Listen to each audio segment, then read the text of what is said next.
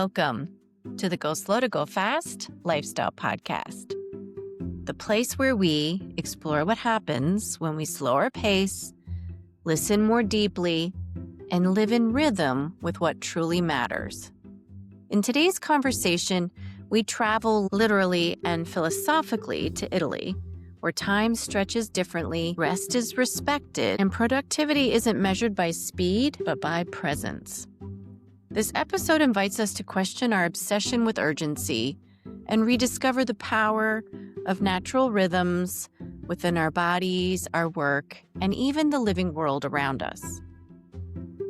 My guest, Tigrea Gardenia, brings a rare and beautiful blend of experience, decades working at the intersection of technology, art, innovation, and nature, from Microsoft and Real Networks to Cirque du Soleil and European sustainability projects.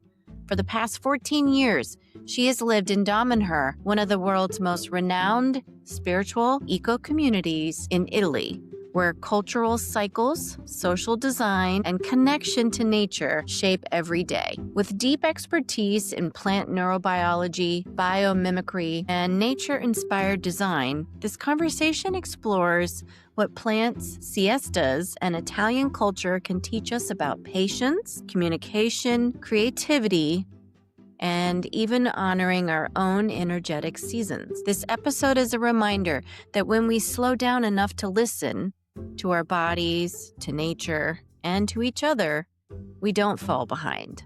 We move forward with more clarity, joy, and intention.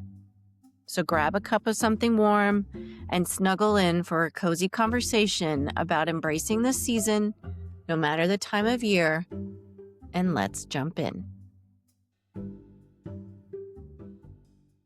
I just went with some friends for like 10 days. We stayed in a friend's like house that they had restored. The key was like this big. Yeah. It was like, Yeah. okay, we're really using that kind of key? All right. Yeah. It was so cool. That's Yeah. yeah, there's a lot of stuff here that's still done in a really old-fashioned sort of way, and I was just talking about that yesterday. It was so much fun because we were talking about exactly that, like the differences in the things that are just still in a different pace and a different way of looking at it. Like I live at the foothills of the Alps, and as you drive around here, it is very much like you see in the movies in the sense of, little dilapidated houses, some of them really huge, but like half of them have a hole. And so they're, kind of used to it. And the animals are still with the garden or still like I was driving, my friend and I have a friend of mine who has a motorcycle. And so sometimes I go off with him on the weekends. We went up to this super, super, super cute little town, up in Aosta, up in the mountains, and as we were heading up, there was, like, patches underneath the gallery, the tunnels, and, like, you come out of the tunnel, and then there's, like, this tiny little patch of earth, and people have made a garden there. It's like and then the house is right there, right next to the road, which, no American would ever use. But it's just the way it's always been here. And so that part of it still exists. It's frustrating as hell when you're trying to get things done in a different pace. But then you stop and you think and you're like, okay, it sucks that they close everything at lunchtime because, that's when I can get things done. But at the same time, it's kind of cool that everything's closed at lunchtime because then, you can rest at lunch. It's this weird Yeah. You contradiction can eat that we still live through and here. rest. Yeah. And you could I take my Italian lunch, now I'm like, "Okay, I'm gonna take my full 2 hours. I'm gonna cook, I'm There gonna you go. eat, I'm gonna lie down for a minute, I'm gonna read something, I'm gonna enjoy that full 2 hours. Yeah, Everything's closed, they can't do shit, so might as well." right. Might as well, right? The whole when in Yep. Rome. And I remember coming back from Italy going, I am going to start eating the way I should and having fresher ingredients. And then, like 6 months later, interesting how you get back into the indoctrination of whatever society you're in. Absolutely. Absolutely. It's super easy. It's super, super easy. Yeah, in some ways you complain about it here because you're like, "Oh my god, I just wanna have takeout today, I don't wanna cook." And it's like, "Okay, do I wanna grab a pizza? Do I wanna grab a pizza? Or do I wanna grab a pizza? Okay, I'm cooking in." It's just like, forget it. I'm not making a I'm not because there's nothing else. I mean, especially where I am, where everything is just still small little kitchens, and it's fine. In some ways, it's great. And in other ways, you're like, I am going to die. But then again, A different type I of went to Turin the convenience. other day. Exactly. It's a very different thing. Yeah, we Right. don't have Yeah. fast food around here. Fast food is literally just a pizza. The only thing you could do of takeaway that is fast food is a pizza. That's it. Yeah. That's it. There's nothing else. That's your option. And there is no delivery. I mean, yeah, if you're in the city, but I'm No. not in the city, Yeah. so but if you're in the Different. city, No. sure. But if not, you're like, no, there is no. I can remember I was trying to figure out the difference between Spanish and Italian, and I was emphatic that crema, because I was trying to get coffee, and I went down and, like, literally the house we were in, you just walk down the hill to go to the store in the community. It was Right, in somebody's house. So I was trying to get right. cream for my coffee, and I figured I'd have to get, like, fresh cream and then milk and then mix it if I wanted, like, something similar to half and half. And I kept on saying crema, and they thought I meant for my hair, and I was like, "No," and it's just such a funny Nope, it's antidote. not the same. Okay, No. Yeah, I understand that. and they figured I out. always laugh. Yeah, I always laugh at that with people because especially I mean, I'm also a native Spanish speaker, so when people Mm, come here who are Spanish speakers, they're always like, "I understand." I'm like, "No, no, you think you mhm, understand because you yeah, might understand the words, but you do not mhm, understand the meaning of the words." And I say to them, "Trust me, I've been there. Like, we've all been mhm, there." But it is not the same. Are probably, mm-mm, like a quarter to a third of the language has the exact same words with completely yeah, different meanings. And then yep, another quarter of the language is similar sounding words, but with a completely different conjugation. So you sound weird when you say it. So it's like, mm, it's mm, not, just pretend it's not the same. As a matter of fact, I had to kind of mhm, almost ignore that I knew Spanish. I was like, okay, I'm going to think yeah, of this as a whole new language because even now, one of my closest friends and I, we only speak in Spanish because she's Spanish. And mhm, so whenever we're writing, like the first sentence is always this mix mush of crap that we're like, oh my God, what is it? And hold on, I need to purge the Italian from my system before I. So every time we're like talking, the first sentence is, after we've been immersed or we're talking with other people around us that are talking in Italian, then we start to talk and we're like, this is all mixed. Hold on, purge, purge, purge. yeah, you have to forget It's fun. everything and just let it go. Yeah. Yeah, you do. You do. Yeah, learning languages is always kind of this mix of on some hand you wanna lean on the languages that you know, but more than anything you wanna lean on your Mm, ability to switch languages. It's kind of this mm, strange piece. But when the languages are too close, you kinda have to do a division. It's a really interesting perspective of how to divide and how like, for example, if I'm going studying German, I can rely on English because most likely the words that I recognize in German are Germanic words that came into the English mm, vocabulary, and therefore that's what they mean and they're just expanded on.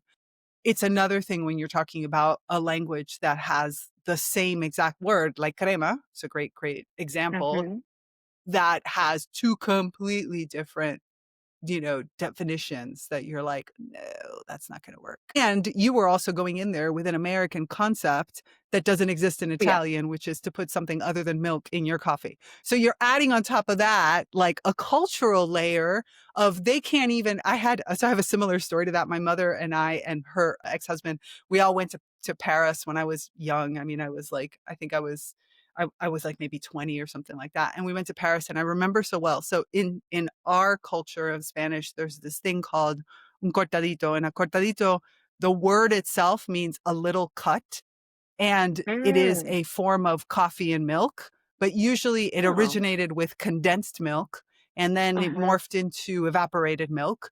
But it's a form of evaporated mm, milk and coffee and Cuban coffee. And so, and it's called mhm, cortadito. So here we are in Paris and he's trying to get a cortadito. And what is he doing? He's looking at the woman and he's saying, he's going like this, because for him, little cut, no, cortadito. And he's going like this and he's going café lay. And he's like doing a cutting motion. And we're looking at him cracking up. And it's like, no, cafe lay, right? And cutting. And so, of course, what does the woman bring him? The waitress brings him a cafe au lait. And he's like, when this yeah, cafe au lait comes, which is half and half, he's like, right, no, that's not what I'm asking for. And we're all looking at him going, how could you possibly think that she can figure out un cortadito to cut from this when she's French and they don't use that word to cut. Oh, it was just so funny. But that's like adding a layer of cultural norm Yeah. of, and especially because the Yes. cortadito is made with evaporated or condensed milk. We're like, no way they're going to get that. Like, she did the best she could. Cafe au lait. Like, seriously, you couldn't have asked Yes. for I mean, better. and half of it is just like trying, like putting yourself out there. But I remember like my other Exactly. American friends were like, you try, you know Spanish, you try. And I'm like, that means nothing. Okay. Exactly. Yeah. It's, But uh, it's what happens, but being, it's kind of funny. Cracks me up. yeah, being courageous But in a it's different part of the culture. fun. It's the fun of Yeah, travel. Exactly. it The is. fun of It travel is. is exactly that, is mixing all these different pieces and Mhm. having both the side of you that it expresses and then the part of you that actually, like you said, listens and like says, okay, wait, Mhm. what is the cultural norm here? And also gives it a Yeah. try. Because I Yeah. have seen plenty of people, like Americans, who are like arguing with the waitress or waiter about Yes. something. You're just sitting there going, they don't do it that way here. They're like, no, but that's Italian. And we're like, no, no, that's movie Italian. No. That is not the same thing. Like, and Mhm. even there's a cultural norm between the North and the South. So please stop. Just Right. stop. Just, All the different it's not areas going to and happen. towns have their own, yeah, no. Yeah. I mean, you can anybody who's you would hope anybody who's aware would know the body language is telling you enough. Going Okay. slow is definitely one of those. I think that would be a good place to start if you wanted to go there and then kind of expand on what going Yeah. slow means to you. Going slow, definitely, that is even related to it so much, especially because, in my work with plants, the whole premise kind of when you start to communicate with the more than human world, especially with the plant world, you have to open yourself up to a whole series of different pieces of yourself. One of them is, of course, the whole idea that plants operate in a different timeline that we as humans do in a different pace, notwithstanding the fact that as soon as you're near a plant, the plant knows that you're there. The plant still has a different kind of interpretive field of the way that they understand the world around them. And so therefore, the conversation can be instantaneous. It's not to say that it can't be instantaneous. There are moments of that, but there is a lot that also is about almost a somatic response, feeling it in your body and understanding it at a different level. Because sure, I can interpret things with my kind of, human animal mind and feel like I get something. It's kind of like the same conversation we were talking about relating to Spanish. So, and Italian, right? People who listen to Spanish speakers who listen to Italian will say to you, I understand. And to a certain extent, they could get the gist of it. Like without any doubt, there are certain kinds of conversations, especially if they understand the setting, where they'll get the gist of what's happening. Because of course, the languages are similar enough for that. But if you really want to enter into a dialogue, then it requires me to stop, to step out of my Spanish mind and give myself the opportunity to enter in with an Italian landscape, just using an example. And that's very, very similar to when you start to work with plants. And so to a certain extent, you do have to stop yourself from saying, I am not going to kind of put words in there. I would say mouth, but they don't have mouths, so but I'm not going to put words into the feelings and the sensations that I'm having yet because the plant is pulling from my memories, from my understandings, from my body and my feelings and my sensations. And so if I give that a beat, if I give that a chance, and if I try to look at it outside of my human mind for a second, then I'm going to receive a lot more. I'm going to receive the whole dialogue and I'm going to enter into a relationship very different than just getting the gist. So anybody can speak with a plant. I mean, it's an innate skill we all have. I mean, we evolved from a last common ancestor. So there's parts of us that are still very, very much connected. And so we have all the apparatus, let's just say, to be able to have deep conversations with plants. We smell and we can take in volatile organic compounds. We can see the way that the plant reacts and is experiencing things. We can touch and feel. And we also have the ability to experience their electromagnetic fields and all these other pieces that we've lost touch with, but the apparatus to do it is still there. And so it is in that slowing down that you kind of give your body permission to be the receiver. You allow your body to be kind of a little bit like a radio transmitter that starts to scan what it's receiving. And even though you can't necessarily pinpoint what frequency it is and understand exactly how that mechanism is arriving to you, you can still feel it and you can start to receive and hear, quote unquote, that communication. And so it really does open you to a whole series of different things. One, we get out of the conditioning of the way we interpret things. Oftentimes, our interpretation of people are based on whatever cultural or linguistical norms we've built, are rhetorical patterns that have certain meanings and all these different pieces.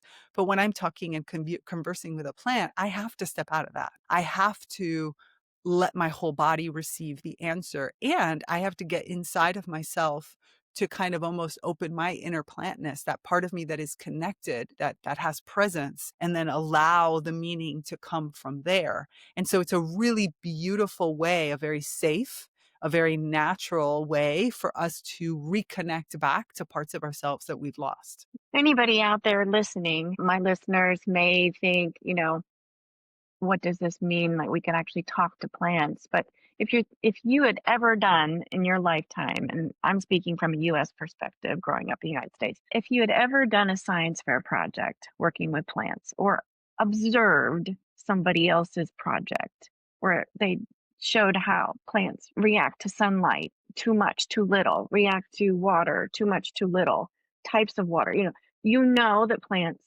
are one living uh, and have a way of communicating. So you can't deny anything that was just mentioned about how plants are communicating and Right. interacting in our natural world. But to go beyond that and think that plants are going to be able to dialogue with us is something that we have to maybe take a leap of faith and lean into a little bit more. And so I'm sure there's so much more going on in my garden, which is nearby. So how are you thinking about going slow in your daily practice with plants? Are you somebody that practices maybe slowing your thinking and just observing? Do you spend like certain times of your day doing certain things? I'm just kind of fascinated to know more about what you do in your daily Yeah, practice. so this is a really great question. So my a lot of my work is around personal, like even before I started to actively teach and coach, I a lot of it as almost everybody does, right? You start with yourself. When I started working with plants, I Hmm. went into a deep period of observation of myself because when you look at the natural world works in cycles, all kinds of different cycles, right? You have, moon cycles, you have day and night cycles, you have seasonal cycles, you have, weather cycles, you have all these different patterns and cycles in the world. And yet we as human beings, because of the advent of artificial light and electricity and a whole series of go, go, go culture that we live in, we think we're supposed to be on all the time. And the truth of the matter Hmm. is, our bodies, even if you take out the idea of like plant communication or thinking of plants, let's for a second even put to aside the idea of sentience or intelligence or consciousness, which of course I could go hours and hours on to try to express and explain and share from a scientific to a spiritual side. But let's just put that aside for a second. Let's just talk about like, okay, I am a being of nature, right? Because I come from the natural world, even though I don't believe it anymore and I've separated myself, but I'm an animal, right? I'm a mammal, which means I follow certain cycles. But yet my day-to-day life doesn't honor any of those cycles most of the time. I wake up with an alarm clock that tells me what time. I go into work when my boss tells me I'm supposed to be there. Take my lunch when somebody else tells me it's my lunch hour. I mean, it really does not, it's not conducive to the human being understanding themselves.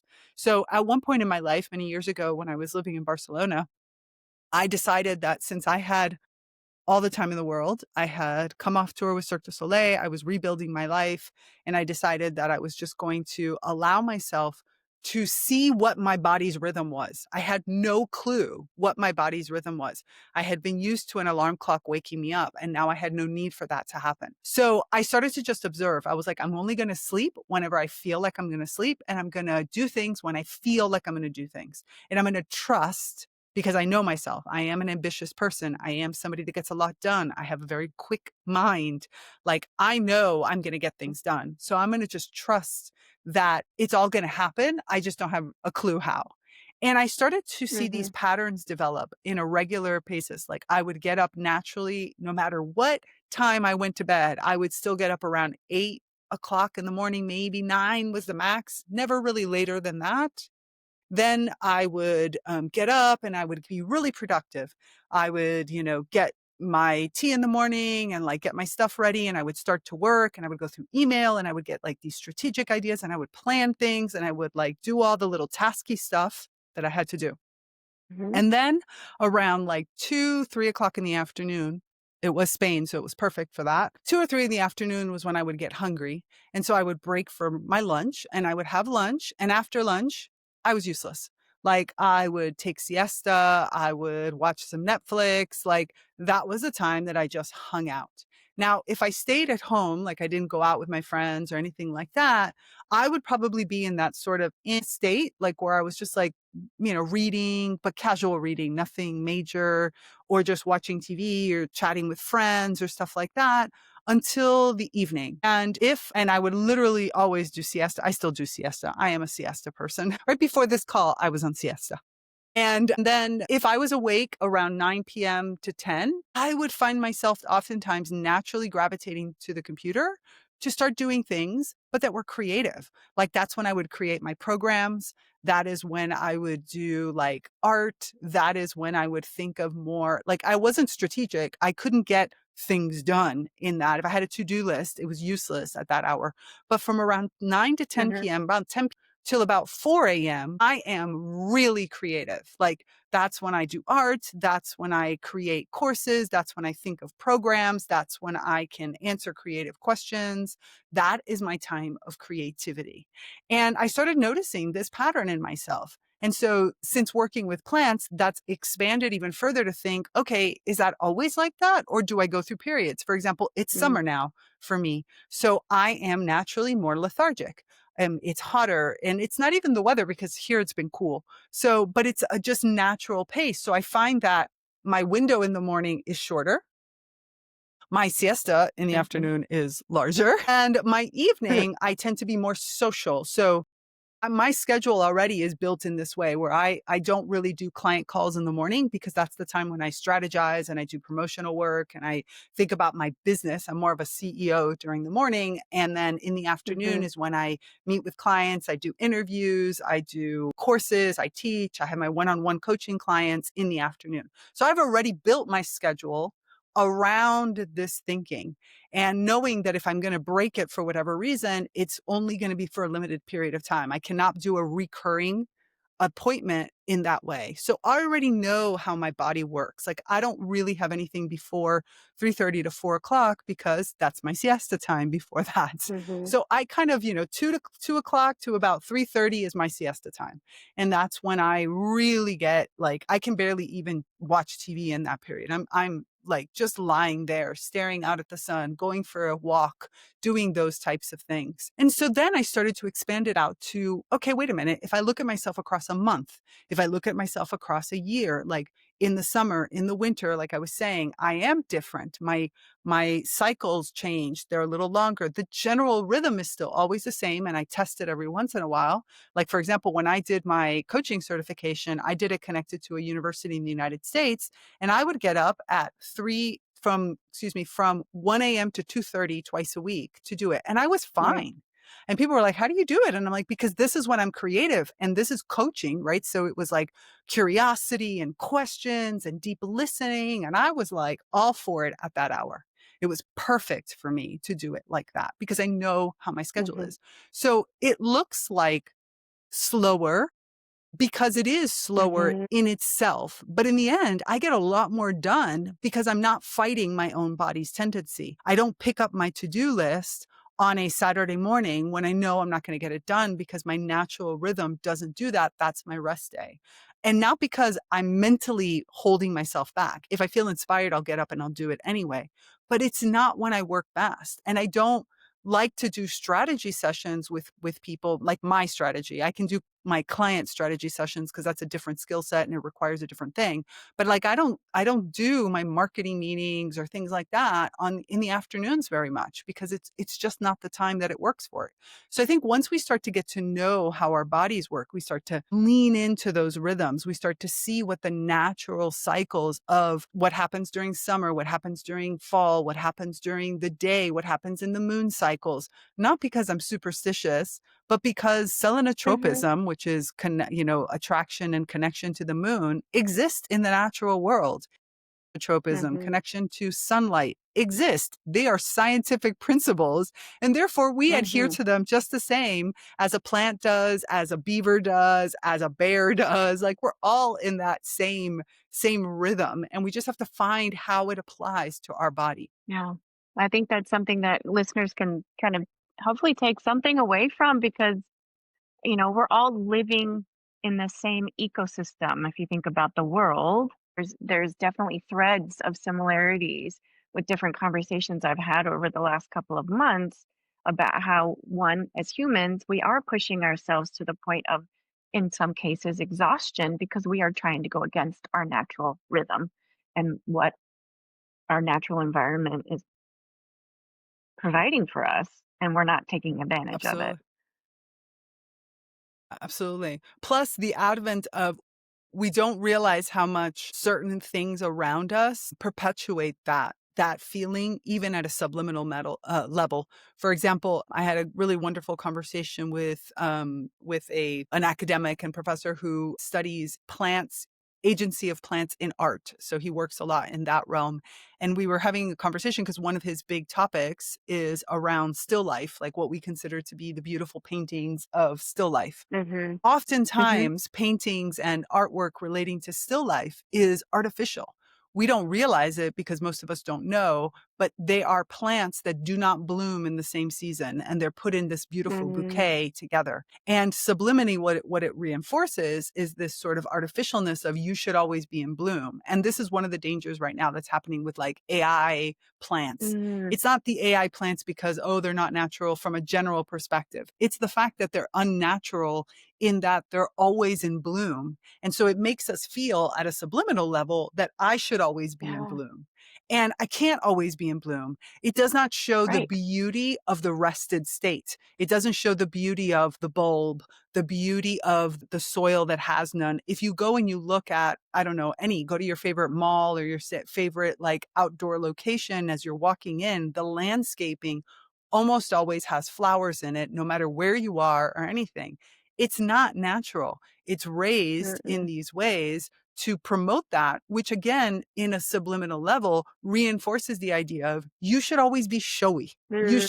should always be in bloom. You should always be visible. You should always be showy. But that's not true. There are months of the year that our own cycles require us to be a little bit more, slow down, to be a little bit more introspective, to change the language that we're in. And what I find is that when I do that, when my clients do that, when I you start to connect better because all of a sudden the person's nervous system breathes and is like, Mm. thank you. Like, and you start to see the beauty in that rest. When I show a bulb and I show a tulip, right? And I look at both of them and I can see the beauty of that bulb and the beauty of that tulip. I can see the barren pot with nothing growing out and look at it and feel it as beautiful. Then all of a sudden I see my own non-output during moments of deep introspection or of Mhm. planning or of inventory of all these things. I start to see that as beautiful. So we kind of almost need to really embrace a slower pace. We need to see the beauty in that slower place and that beauty, Mhm. not just in ourselves, but we need to see it in others. I want to see somebody who tells me I went and I took a nap.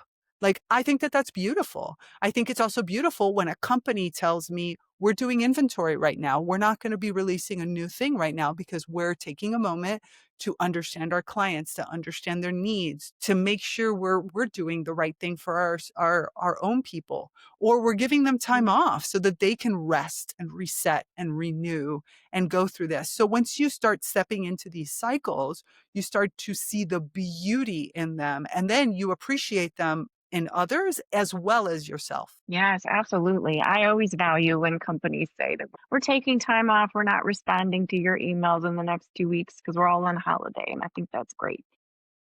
Right. Yeah, we need to, I would love to see more of that. And I know that's more of kind of, it tends to be more of a European thing or maybe a regional thing in different parts of the world. But I mean, it is, I think it's to be human is to follow the cycles more instead of being a robot. Yep. Yeah, there was a huge controversy. And it's interesting because I do think we do have to follow cultural norms. There was this huge controversy that happens. It's not really over. But in Italy, for example, the Tuscan region of Italy has a lot of Chinese immigrants, people who have moved and are now like second, third, fourth generation Italian, but they come from original Chinese backgrounds. And so therefore the Chinese have a different rhythm of their work. They tend to have work and home be very, very connected, but they also have a different holiday rhythm. And this is a really interesting one. So the Italians get all pissed off at them because they're open during periods that the Italians are closed. And they try to explain, they're like, we're not doing it. So they're like, oh my God, it's like forced labor. They're just pushing everybody to work all the time. And they're like, no, it's that Christmas doesn't exist for us. So for us, that's not a holiday. We'll take the Chinese New Year. And then when we take that off, you get pissed off because we're closed during Chinese New Year. You're like, you have to also let in the cultural norms, but that also have a rhythm because I have a podcast episode where I talk about this. I talk about using natural cycles and rhythms, but that includes also deep set cultural rhythms. Like it is an important thing, but for you to also honor whomever's culture it is. So if that's, Kwanzaa, or if that's taking, a Chinese New Year off, or if that's taking Memorial Day, or the 4th of July or the 14th, like there's so many cultures that have deep, deep bedded dates. And so you have to kind of recognize both that those are also they've become part of the cultural landscape, the land that we're on, and that has a rhythm also in that piece. And it's really interesting when you start to give yourself that practice of observing. It was a fascinating myself. So I'm of Cuban heritage. And so it was really interesting to see the places where my heritage intersects the Spanish. So when I was in Spain, living in Spain, how easily some things kind of just fell into being because we had very, very similar rhythms in the way that those were expressed. And how many, because I grew up mainly in the US, like how much of it was US based. And it was just really interesting to see, to feel that not so much intellectually or like when things were opened, but more of, what does my body want to do today? Like I still, after living out of the US now for so long, it's interesting to see which holidays my body still instinctively, without even thinking about it. Like I might even not remember mentally what date it is, but I realize, why do I not want to do anything today? And it's like, oh, because it's, whatever, the 4th of July. And it's like, we just don't do anything. Or, there's certain days where my body is still tuned to knowing that is considered a day off. As a matter of fact, here, for example, even though I've lived in Italy for 15 years, like Ferragosto, which is a big, big holiday, it's like the Labor Day equivalent here. Forget it, man. They have to pull me out because I forget, like, man, exactly the 15th of August. And they're like, you have to, it's a day off. And I was like, no, it's not. It's like, yes, it is. Or there's like, there's also here, big Independence Days or whatever. I forget half of them. Like every once in a while, one of them has seeped into my system, but others just don't seep into my system. And it's not because I don't mentally know them. It's because they're not part of my body's landscape and my cultural kind of programming into it. And all of that is a form of slowing down. Like really feeling into that is a form of slowing down. Yeah. And you think of it, depending, the more transient we get in the world, the more we move around, whether it's travel or where we choose to live, we're going to intersect with those different cultures. I mean, Middle Tennessee definitely has different cultures around days of the week. a lot of businesses aren't open on Monday. That blows my mind as somebody who's from the East Coast. Right. You're always open on Mondays, but not in parts of Right. Tennessee. It's just not that way. So yeah, it No. just depends. Like, yeah, yeah. It's Yeah, wherever we we have go, we're entire going to. towns. We also have entire towns that are not open. Like the town nearest me is like not open on Wednesdays. And I always forget. And I'm like, oh, I'm going to go do this. And then I get into town. I'm like, it's a ghost town. Oh, it's Wednesday, isn't it? Yeah, Damn it. yeah. Can't get I think anything I done. remember that in Italy too. Like there were certain market days in different towns, and if you didn't remember, you had to go find another market open in another Yeah. town.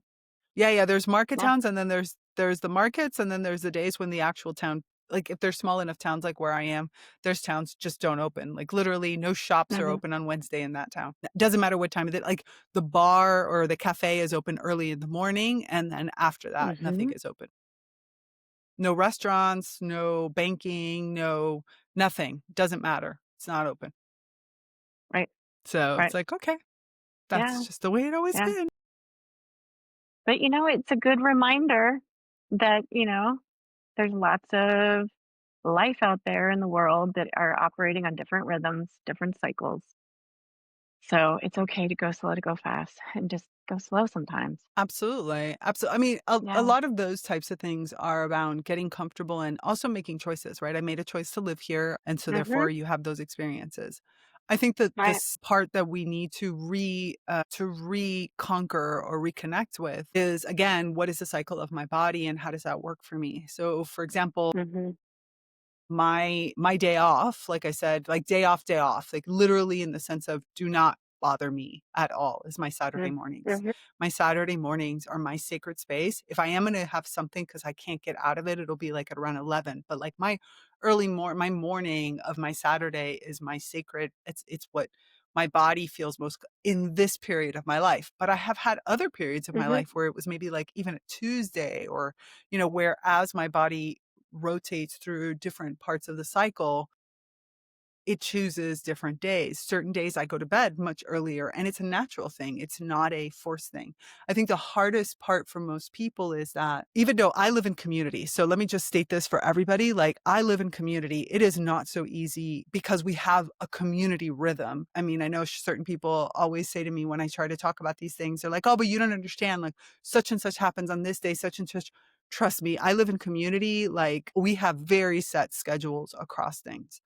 That being said, knowing my own schedule in my own body schedule, I can make better adaptations for when there's a conflict. So like the other day, I had a Saturday morning meeting at 9:30. Was not my ideal Mhm. time, but I was knowing that that was going to happen. I was able to, because I know myself, I can also be nice to myself when I'm a little bit more slower to get into the meeting or prepare myself in a different way because I know that this is a day that my body naturally reacts in this way. Or if I know that, for example, my mornings are more for strategy and logistical things and such, and I have, for example, one of my collaborators who's in the United States, we have to have our strategy meeting in the afternoon.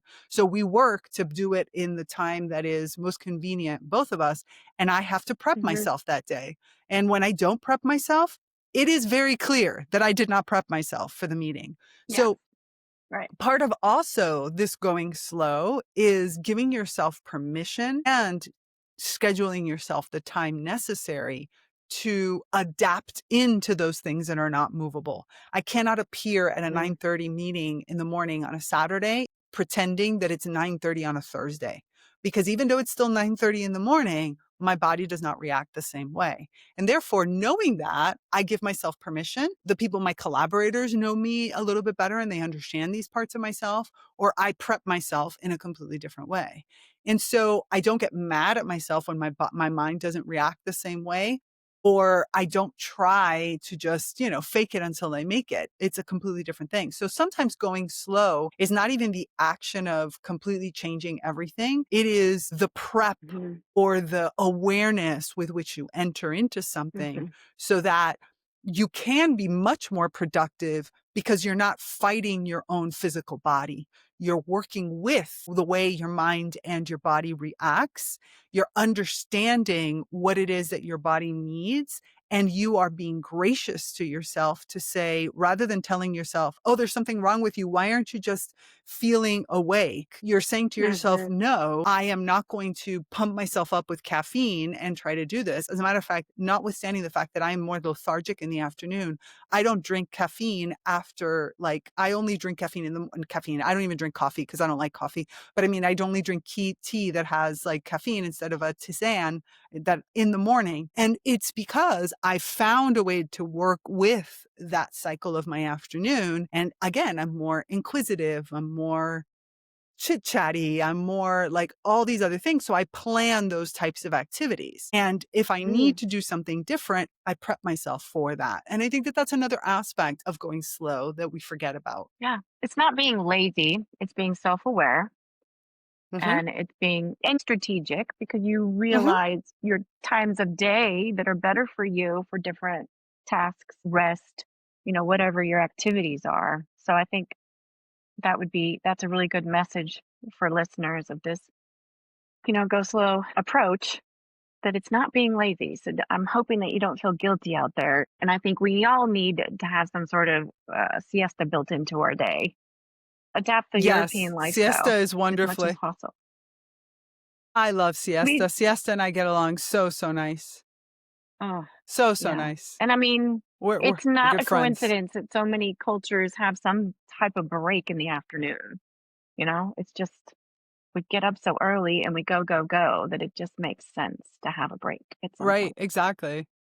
Um, Yep, Now, I exactly. don't And think that's I could it. be It's eating. about awareness. So much of it is awareness Yeah, and grace. right. Yes, grace. Absolutely. Like I couldn't be eating at 9 o'clock at night, but I could totally have a snack. So it's giving yourself Oh, grace. yeah, I have no problem with that. I have no problem. As a matter of fact, I have a friend of mine right now that because he lives in Damanhur, the community that I live in, but he has family issues going on right now, so he's had to spend most of the time in Milan. And so when he can Mm, come, he has to come. He doesn't arrive here until around 11:30 at night. And so, mm, a group of us get together at our favorite kind of hole in the wall pub that we love so much. And that's when mm, we eat dinner. So we all have to like that day. He usually tells us about that morning. He's like, okay, I think I'm going to be able to come in tonight. And we're all like, okay. So then we prep. And it's so funny yeah, because there's a few of us that are like, literally, like we have to prep for it because we have just different kinds of cycles. And it's just really funny because it's like we get there and then we have dinner at 11:30 at night type of thing. yeah. But now But you've it's gotten fine used if to you it. It's prep part of for your it. rhythm. Yeah. It is. It's part, well, like we said, we don't really go out that night earlier and we might take a nap before we do Hmm. other things. But it's Yeah. important for us because, he's got this situation. It's our opportunity to support him and to Yeah. see him and such like that. And so it's a beautiful thing. But it's really funny to just I see how love that. you can adapt when you know your body and you understand the things that come easy and the ones that you instead have to plan for, then it Hmm. becomes so much easier to adapt to the midnight meeting that you have to have for whatever reason that might happen, or changing your time zone for a second or anything like that. Makes it a lot Mm. easier when you know yourself in that way. Well, it was great chatting with you. I'm taking away adapting is a good thing and going slow. If you can figure out a way to fit it into your life, I think it would be a good way to go. Absolutely. And I think we all can fit it in if we just give ourselves, if we believe in it, if we believe that it's something that is necessary, I think, and it doesn't happen overnight. Like I said, I spent at least 6 months to a year observing myself, just observance, just to give myself that Mm-hmm. permission. And I mean, and I had that, I created a life for that. And little by little, you go making those changes. So the other part of going slow is that none of this has to change overnight. Like you can take the time Right. that you need in order to do it. It is about making those tiny little changes that give you the opportunity to move in the direction that you really want to move in. Yeah. And make it work for you. That's the whole point. Exactly. Yeah. Exactly. Well, thank you for your time. I thank you. I thank you for being here. Thank you. And thank you to everybody who's listening. Well, that's it for today's episode of Go Slow to Go Fast. And as we wrap up today's takeaways, let this episode be an invitation, not to do more, but to notice more. Notice the rhythm of your breath. Notice when your body asks for a rest. Notice what happens when you give yourself permission to pause without the guilt. Whether it's embracing a midday reset, stepping outside to reconnect with nature, or simply honoring the season you're in. Slowing down isn't a luxury, it's a life skill. It's how we build lives, families, and work that can actually sustain us. And if this conversation resonated with you, I'd love for you to share it with someone who needs permission to slow their pace and trust their timing. And until next time, remember, the light in me honors the light in you. And as you head into the rest of your week, let your light shine through. Go slow to go fast, and thanks for listening.